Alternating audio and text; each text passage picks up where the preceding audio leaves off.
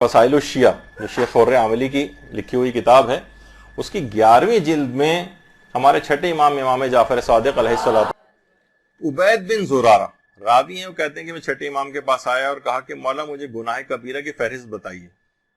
इमाम ने फरमाया गुनाह कबीरा 7 है। अच्छा, वही एक अलग बहस है, कभी इमाम ने 7 बताए हैं, कभी 70 बताए हैं, कभी सब हदीसों को मिलाएं तो 100 भी बनते हैं, उसकी अलग अलग वजूहात हैं, वो इंशाल्लाह कभी और आएंगी। इमाम ने कहा 7, अल कुफ्र बिल्लाह व क़त्ल मोमिन व अक़ुल वालिदैन व अक़लुर रिबा व अक़लु माल यतीम ज़ुल्मा वल फ़िरारु मिनज़ ज़ुहुफ़ व तअर्रुबु बअदल हिजरा। इमाम ने फरमाया 7 हैं। अल कुफ्र बिल्लाह, अल्लाह का इनकार कर देना, कुफ्र इख्तियार करना, मोमिन को कत्ल करना, वालिदैन को अजियत पहुंचाना, सूद खाना, यतीम का माल जुल्म करते हुए खाना, मैदान जिहाद से फरार इख्तियार करना और ऐसी जगह जाकर रहना कि जहां पर दीन पर अमल करना मुश्किल और नामुमकिन हो जाए। 7 गुनाह कबीरा। अच्छा, रावी हैरान रह गया उबैद, कहा कि मौला अक्लो मालल यतीम ज़ुल्मन अकबर मिन तरकिस सलात, क्या यतीम के माल से एक लिहाज से जो अपने अल्फाज में कहें चवन्नी खाना ज्यादा बड़ा गुनाह है या नमाज को तर्क करना ज्यादा बड़ा गुनाह है? इमाम ने फरमाया तरकुस सलात अकबर, नमाज को तर्क करना ज्यादा बड़ा गुनाह है। रावी ने कहा मौला फिर आपने जो फहरिस्त बताई है इसमें आपने यतीम के माल खाने का तो तस्करा किया है, लेकिन नमाज को तर्क करने का कहीं तस्करा नहीं किया। इमाम ने कहा उसका तस्करा तो मैंने सबसे पहले किया, बताओ मैंने सबसे पहले क्या कहा था? अल कुफ्रु बिल्लाह। और इमाम ने फरमाया इसमें कोई शक ही नहीं कि नमाज का तर्क करने वाला काफिर है। यानी तर्क करने की बहुत सारी अक़साम, उसमें एक है कि नमाजों को अमूमी तौर पर लापरवाही करते हुए कज़ा करना, यह भी कुफ्र का एक दर्जा है। ठीक है, वैसे फिक़ही अहकाम उस पर काफिर के जारी नहीं होते, लेकिन इमाम ने ऐसा कि तुमने काफिर भी तो नमाज नहीं पढ़ते, तुमने काफिरों वाला काम किया, तुमने कुफ्र का एक दर्जा गोया इख्तियार कर लिया अपनी नमाजों को कज़ा करने के एतबार से।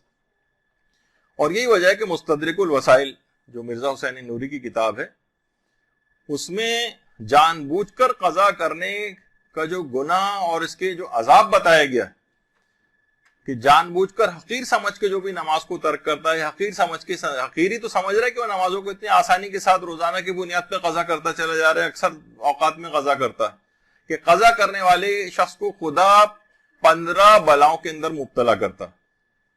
उसकी उम्र में से बरकत खत्म हो जाती है, उसकी रोजी में से बरकत खत्म हो जाती है, मसलन उसके चेहरे की रौनक जो है वो खत्म हो जाती है, खुदा उसके किसी नेक अमल का सवाब नहीं लिखता है, उसकी कोई दुआएं कबूल नहीं होती, वो जब भी मरेगा जिल्लत के साथ मरेगा, वो जब भी मरेगा भूखा मरेगा, वो जब भी मरेगा प्यासा मरेगा, खुदा फरिश्तों के जरिए शकंजों में उसको जकड़ देगा और उसकी कब्र के अंदर तंगी की जाएगी, उसकी कब्र को बिल्कुल तारीक कर दिया जाएगा। कयामत में फरिश्ते उसको मुंह के बल जमीन के ऊपर घसीटेंगे और अहले महशर उसका तमाशा देखेंगे। इंतहाई सख्ती के साथ आलम आखिरत में उसका मुहासिबा किया जाएगा। खुदा उसके ऊपर नजर रहमत नहीं डालेगा, उसकी तत्हीर नहीं की जाएगी, उसको दर्दनाक अजाब दिया जाएगा।